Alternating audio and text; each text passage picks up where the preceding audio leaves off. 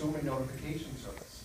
So you sign up with your name, address, and email, and any time that your name or address crosses the desk at the Registry of Deeds, you get an email saying, hey, somebody has filed a lien, or, a new mortgage has been filed on this property, et cetera, so that you would know if there was some sort of shenanigans or something. So those are two things that you immediately have control over. As I mentioned, the other things, that will take some time, but that's definitely where I want to put my focus, is on technology upgrades for the office. Let's face it, the office has been running since January without a registrar. The assistant registrar has been running the office. So the office, I don't want to say it essentially runs by itself, but it's been running. And what I would like to do is bring a fresh set of eyes with the technology background and focus on the technology.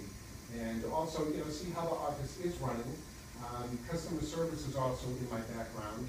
I put myself through UMass Boston as a waiter, so obviously when you're waiting tables, you're getting a good customer service.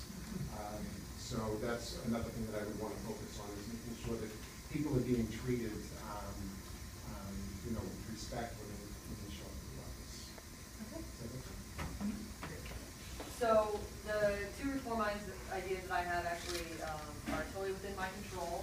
The Lawyer for a Day project is something that's really easy to set up. I've already talked to a group of closing attorneys and the Real Estate Bar Association, and they're totally on board with coming in.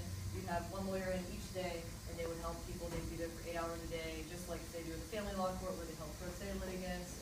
It's a very easy program to have. It would be essential. When you're Register of Deeds, you actually don't have control over hiring your staff or anything like that. So that's why having a Lawyer for a Day program, kind of like a help desk, even if people need to come in and just have a copy of their deed, is really something that's very, very helpful to people. Often when people have bad government experiences, it happens in agencies like this. So as a progressive and as a Democrat, I believe in good government. And when government functions at all levels, everyone benefits. I've been a paralegal for over 10 years. I work at Todd & Wells, which is a medium-sized law firm downtown. I do family law, but I actually draft the deeds whenever people get divorced because someone actually has to get the house. All the registries are different.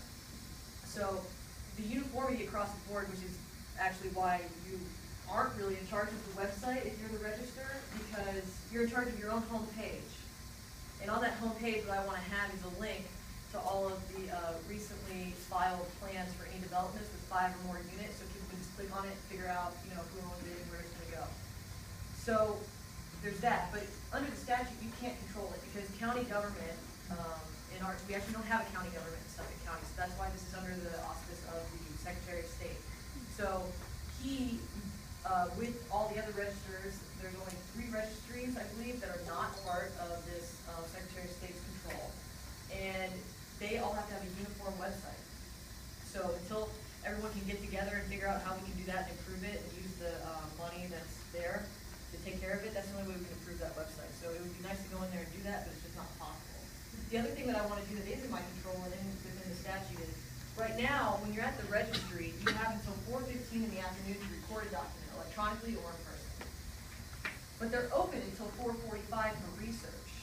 The probate court, this is getting really boring, I understand, guys. It's not an exciting position, but it is the hottest ticket in town, so we have to discuss these things. The probate court is in the same courthouse. It's open until 4:30. So if you've been there all day waiting for your property transfer, because there's only 3 ways you can transfer title: death, divorce, and sale. So you should be able to go, if you're waiting until 4:30 for that document, down to the registry and file it if you have until 4:45. These are easy things. It's within the statute. I can control those hours. These little things will make a huge difference. Yes. That person doesn't have to skip work the next day. True. I mean, these are very simple things that we can do, and I think we should do. Paul made a good point. No one has noticed that we haven't had a Register of Deeds for 8 months. If any of us are elected, we hope you notice that we're not there for 8 months. So those are just a couple of my ideas. So for my ideas about reforming, I think that one of the things that I've heard across the board of the registry of state is that one of the things that needs to be done is there needs to be standardization. If any of you have ever gone on to Suffolk Registry of Deeds or gone on to Hampton, like the website and the access to the information, of course, is different. So I would work with the registries across the state. There are 21 of them to implement best practices, to bring their real estate law experience in, to talk about, when you're doing condominium documents and the plot plans, and just letting people know that information in advance.